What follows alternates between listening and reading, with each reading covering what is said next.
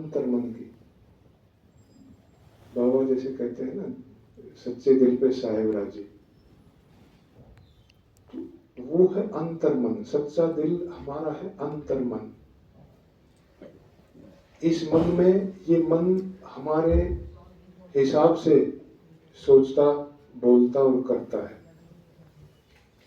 लेकिन अंतर मन पे हमारा नियंत्रण नहीं है। अंतर मन जिस चीज को हम अच्छी या बुरी महसूस करते हैं, उस चीज को अंतर मन पकड़ के बैठता है। कुछ अच्छा एहसास हुआ या कोई बात चुभी, वो अंतर मन पकड़ के बैठता है। वो टाइम पर उसको स्मृति में देता है। किसी व्यक्ति से व्यवहार में कोई ऐसी गड़बड़ हुई, तो वो व्यक्ति जब सामने आएगा तो अंतर मन निकाल के लाएगा उसकी बातों को सामने।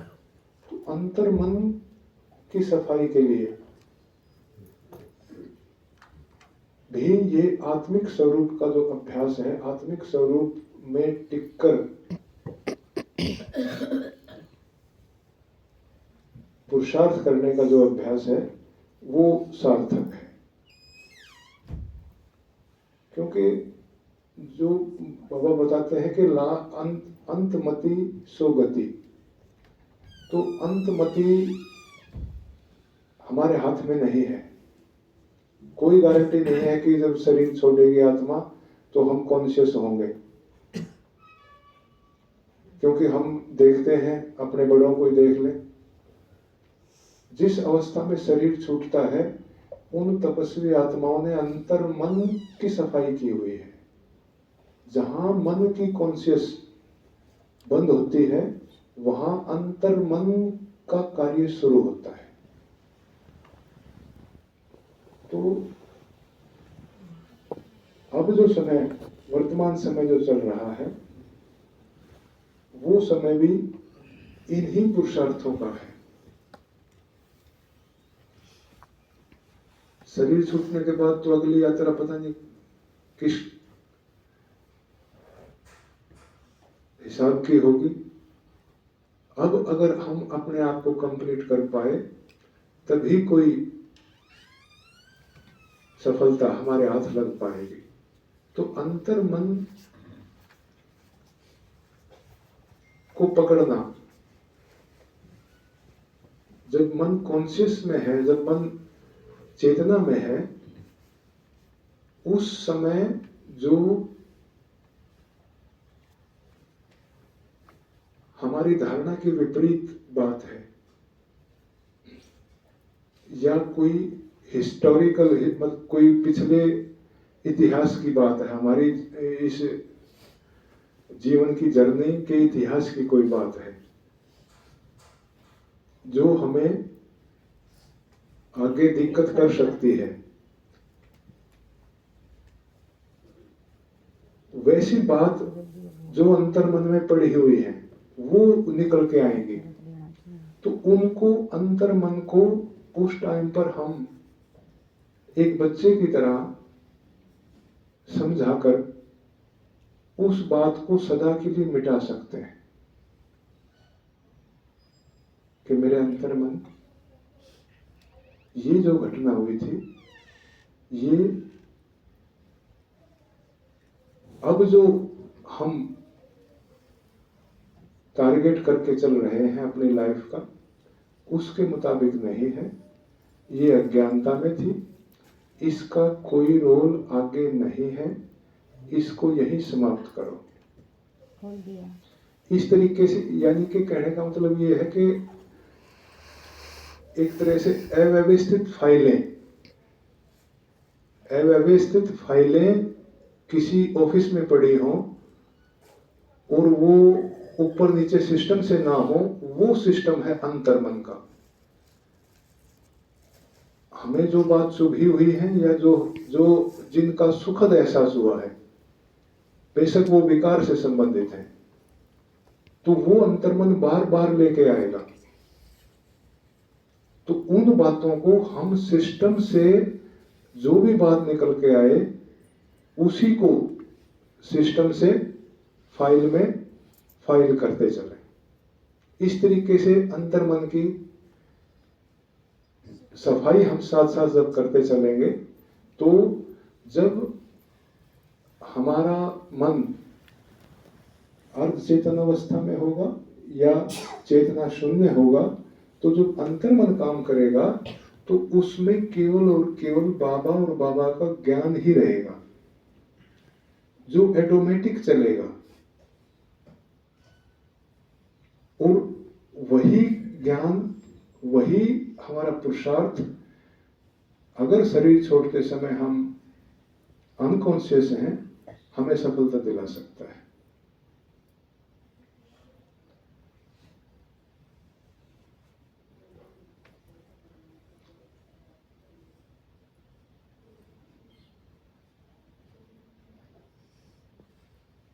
जैसे कोई बड़ा क्रिमिनल जब होता है उसकी ब्रेन मैपिंग आपने सुनी होगी, ब्रेन मैपिंग करते हैं तो वो उसको दवाइयों से अनकॉन्शियस करके उसको अर्ध चेतनावस्था बोल सकते हैं। अर्ध चेतनावस्था में वो बनावटी मिलावटी बातें नहीं उसका वो मन कर सकता और जो अंतर मन में एक्चुअल जो बात है वही वो सामने बोलता है। तो जब ब्रेन मैपिंग किसी एक्यूट की करते हैं तो उसको अर्ध चेतन अवस्था में ही ले जाते हैं पहले और फिर उससे क्वेश्चन पूछते हैं तो वो एक्चुअल जो बात है वो बताता है। वही अवस्था जब किसी व्यक्ति की शरीर छोड़ते समय अनकॉन्शियसनेस में जाता है तो वो उसका अर्थ, उसका अंतर्मन एक्चुअल चीजें चलाना शुरू कर देता है। तो उस टाइम पर केवल बाबा का ज्ञान और बाबा की याद तभी चलेगी जब और सफाई हमारी हो चुकी होगी और कोई भी व्यर्थ हमारे मन में नहीं होगा, तभी वो चीज चल पाएगी। तो अभी इसी सफाई के लिए पुरुषार्थ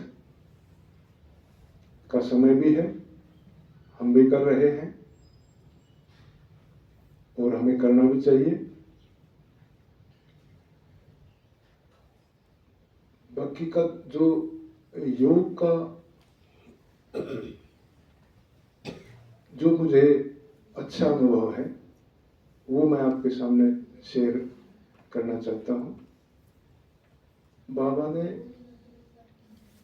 31/12/2011 की मुरली में, अव्यक्त मुरली में और 31/12/2021 की अव्यक्त मुरली में, वो रिवाइज हुई थी 31/12/2011 वाली 2021 में, उसमें बाबा ने बताया था, ड्रिल कराई थी कि कम से कम 10 मिनट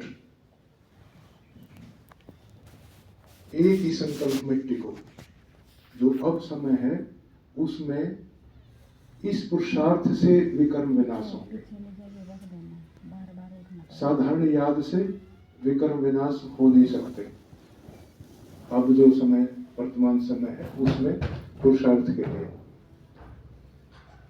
10 मिनट नहीं तो कम से कम 6 मिनट तक, 6 से 10 मिनट का टाइम एक संकल्प में एक जगह टिकने का अवश्य पुरुषार्थ करो और ये दिन में कम से कम 24 बार करो। तो इस पर काम करने के लिए इस पर हमने काम शुरू किया। तो अमृत वेला में इसका बड़ा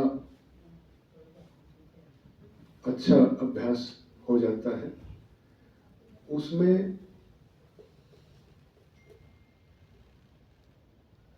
2 जो चित्र हैं वो हमें बड़े अच्छे लगते हैं। उसमें बड़ी सहज स्थिति और एकाग्रता बढ़ती है।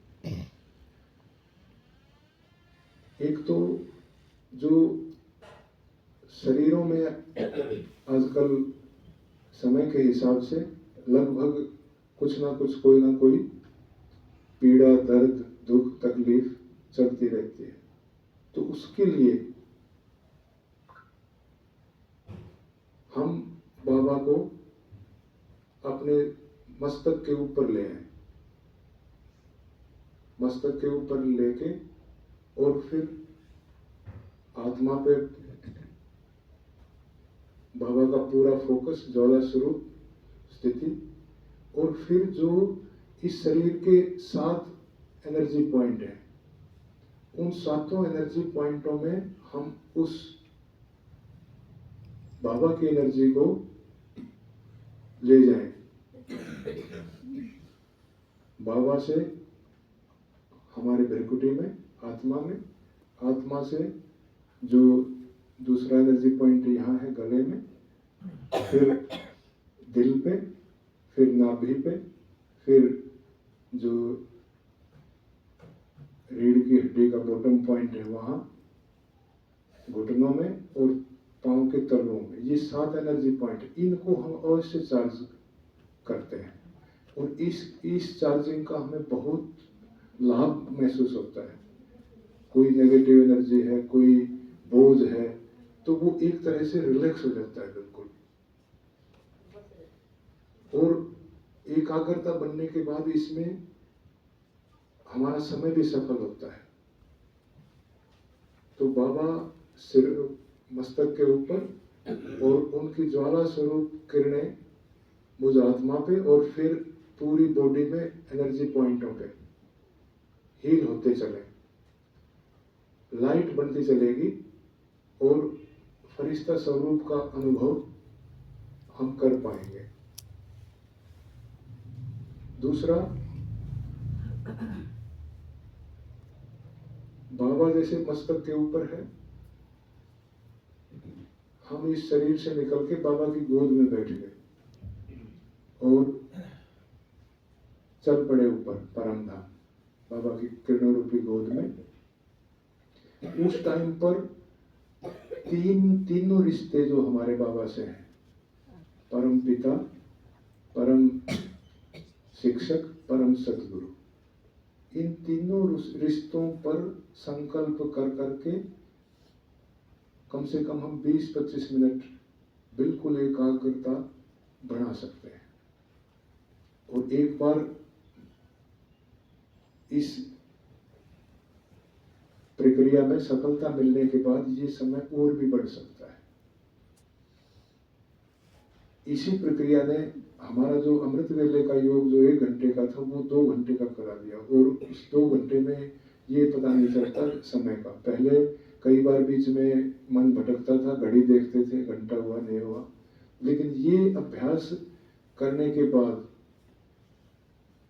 घड़ी की तरफ देखने का मन ही नहीं करता, पता ही नहीं रहता समय का। तो एक हो गया इस शरीर को चार्जिंग, दूसरा हो गया बिल्कुल बीज रूप स्थिति बाबा की गोद में परम धाम में। और वहां तीनों स्वरूपों में जब हम संकल्प देकर टिकेंगे तो बड़ा अच्छा अनुभव होगा। मुझे अच्छा लगता है, मैंने इसलिए आपसे शेयर किया है सारा।